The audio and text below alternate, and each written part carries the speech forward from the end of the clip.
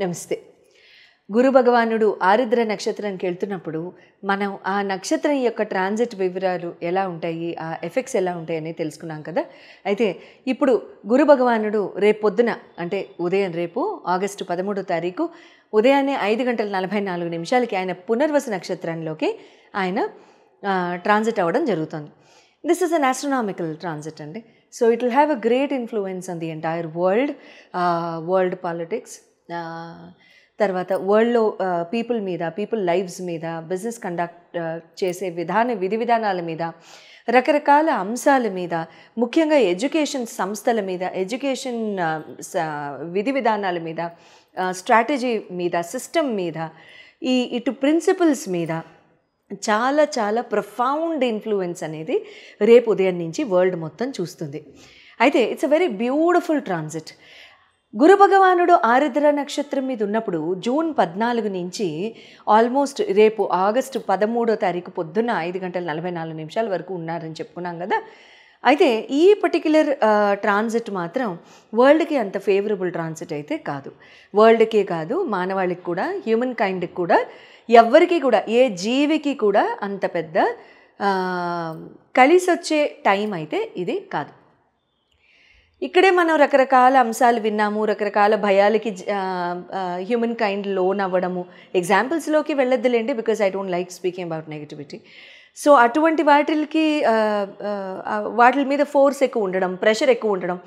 ముఖ్యంగా రాహు నక్షత్రాలు ఎవరైతే ఉన్నారో మీరందరూ కూడా కమెంట్స్లో నాకు తెలియచేయండి. I'll not be excited to read, but I'll definitely saying that cases నాకు తెలుస్తాయి.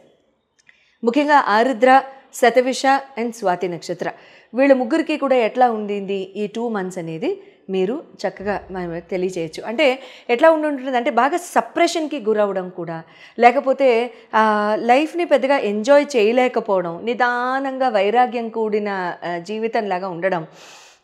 అంటే అంటారు కదా, వదిలేండి ఇంకా ఆ సామెత ఎందుకు కానీ, బట్ ఏదో ముభావంగా కాస్త సైలెంట్గా ఉండడం లాంటివి జరిగి ఉంటాయి. అండ్ రిలేషన్షిప్స్ కానివ్వండి, ఫ్రెండ్స్ కానివ్వండి, ఆల్రెడీ మ్యారీడ్ ఉన్న వాళ్ళైతే స్పౌసెస్తో కానివ్వండి, రిలేషన్స్ అయితే ఖచ్చితంగా కాస్త స్ట్రెయిన్ అయ్యి ఉండొచ్చు. మరీ ఇంకా ఎందుకంటే ఆఫ్కోర్స్ మళ్ళీ జాతక ప్రభావాలు కూడా, మళ్ళీ దశల్లో కూడా ఎక్కడా కూడా గురువు కానీ రాహు కానీ ఉంటే ఇంకొంచెం తీవ్రత ఎక్కువ అయి ఉండొచ్చు. అటువంటివి దశలు కనుక లేకపోయి ఉండొచ్చు, సంతోషం. అప్పుడు పెద్దగా ఎఫెక్ట్ కూడా ఉండకపోవచ్చు. ఇప్పుడు గురు భగవానుడు పునర్వసు నక్షత్రం మీదకి వస్తున్నప్పుడు యావత్ ప్రపంచానికి కూడా, including the humankind, systems, government, organisations అన్నిటికీ కూడా ఎలా ఉంటుందంటే ఒక రకమైన అడ్జస్టబుల్ మెంటాలిటీతో, బ్రాడ్ మైండెడ్ ఆలోచనతో, అంటారు కదా thinking out of the box స్పెక్ట్రమ్తో, లేకపోతే చాలా అంటే ముందు చూపుతో, లాంగ్ టర్మ్ విజన్ తో ఆలోచించి నిర్ణయాలు తీసుకోవడం లాంటివి జరుగుతూ ఉంటుంది. It's a good phase. గురు సొంత నక్షత్రం మీదకి రావడం ప్లస్ పునర్వసు అంటే పునవాసు, మళ్ళీ return of brightness, return of rejuvenation, return of upheaval, return of enlightenment, return of enjoyment. Punarvasu మళ్ళీ వాసం చేయడం, ఆ return of all the good beginnings, return of all the good things, return of everything, return of rejuvenation, return of renovation, return of everything in the world. So అటువంటివన్నీ కూడా ఇక్కడ మనం జరగడం అనేది చూస్తూ ఉంటాం, ఇండివిజువల్ మ్యాన్ కైండ్తో సహా. ఇంకా ఎవరైనా సరే జన్మ నక్షత్రాలు, గురు నక్షత్రాలు ఉన్నవాళ్ళైతే, లైక్ పునర్వసు కానివ్వండి, విశ్వాఖ కానివ్వండి, లేకపోతే పూర్వభాద్ర నక్షత్రం కానివ్వండి, ఇటువంటి వాళ్ళందరికీ కూడా ఇంకా చాలా బాగుంటుంది. అండ్ చక్కగా అంటే మళ్ళీ గురుగారు మీ చాట్లో ఎలా ప్లేస్ అయి ఉన్నారు కూడా మ్యాటర్ అవుతుందిలేండి, అది వేరే విషయం. సో ఈ నక్షత్రం యొక్క అండ్ ప్రస్తుతానికి చెప్పుకోవాల్సిన ఒక ఇంపార్టెంట్ పాయింట్ ఏంటంటే, గురు భగవానుడు ప్రస్తుతానికి he is moving in an accelerated motion. అంటే ఆస్ట్రోనామికల్గా కనుక చూసినట్లయితే, ఆస్ట్రానామికల్ స్పేస్ కనుక చూసినట్టయితే గురు భగవానుడు ఈ పర్టిక్యులర్ 7 years కూడా చాలా ఫాస్ట్ మూవ్మెంట్తో వెళ్తున్నారు. జనరల్గా గురు భగవానుడు ప్రతి రాశిని సంవత్సరం పాటు కవర్ చేస్తారు. అటువంటిది ఈ 7 years మాత్రం ఆయన చాలా యాక్సలరేటెడ్ మోషన్తో అతిగమన మోషన్తో ఆయన వెళ్ళడం జరుగుతుంది. అతిగమన మోషన్ అంటే ఏంటి? ప్రతి రాశి యందు కూడా 1 ఇయర్లో వెళ్ళే గురు భగవానుడు 5-6 మంత్స్లో కవర్ చేసేసుకుంటూ నెక్స్ట్ రాశిని కూడా కవర్ చేసుకుని మళ్ళీ రెట్రోగ్రేడ్లోకి వెళ్ళి మళ్ళీ ముందుకు వెళ్ళడం జరుగుతుంది. అందుకనే ఈ సంవత్సరం 2025లో అక్టోబర్ 12-18 ఆ ప్రాంతాల్లో ఆయన మళ్ళీ కర్కాటకంకి వెళ్ళడం కూడా జరుగుతుంది. మొన్ననే కదా వచ్చారు మిథునంలోకి, మే 15న చెప్పుకున్నాం కదా మనం అంతా. మళ్ళీ అక్టోబర్లో కూడా కర్కాటక రాశికి వెళ్ళడం, మళ్ళీ డిసెంబర్లో మళ్ళీ ఆయన రెట్రో అవ్వడం, ఫిబ్రవరి మార్చ్లో మళ్ళీ ముందుకు వెళ్ళడం లాంటివి జరుగుతున్నాయి. అఫ్కోర్స్ అక్కడ ముందుకు వెళ్ళడం నేను ఇంకా డేట్ చూడలేదు, so I might be wrong also, I might be slightly incorrect with the next year's date. So ఇటువంటి ఆస్పెక్ట్లో ఇక్కడ ఏమవుతుందంటే ఎఫెక్ట్స్, బెనిఫిట్స్, ఆస్పీషియస్నెస్ ఇవన్నీ కూడా చాలా ఫాస్ట్గా ఉంటాయి.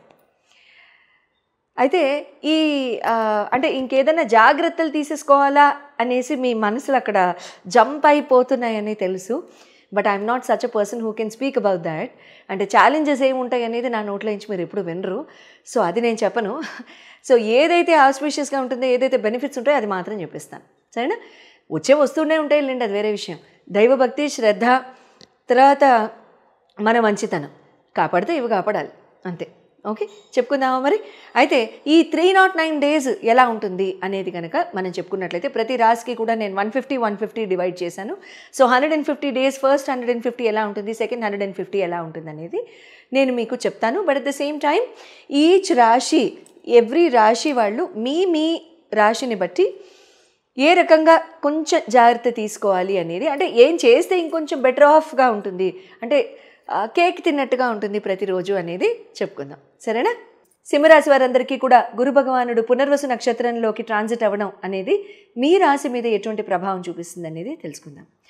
పునర్వసు నక్షత్రంలో గురు భగవానుడి యొక్క ట్రాన్సిట్ మీకు ఫ్రెండ్ సర్కిల్ని, సోషల్ సర్కిల్ని పెంచుతుంది. చక్కగా ఆహ్లాదమైన వాతావరణాన్ని, చక్కగా భోజనాలు, స్వీట్స్, రకరకాల ఏది ఇంట్రెస్ట్ ఉంటే అది తినడము, తినగలిగే అవకాశం రావడము లాంటివి జరుగుతూ ఉంటాయి.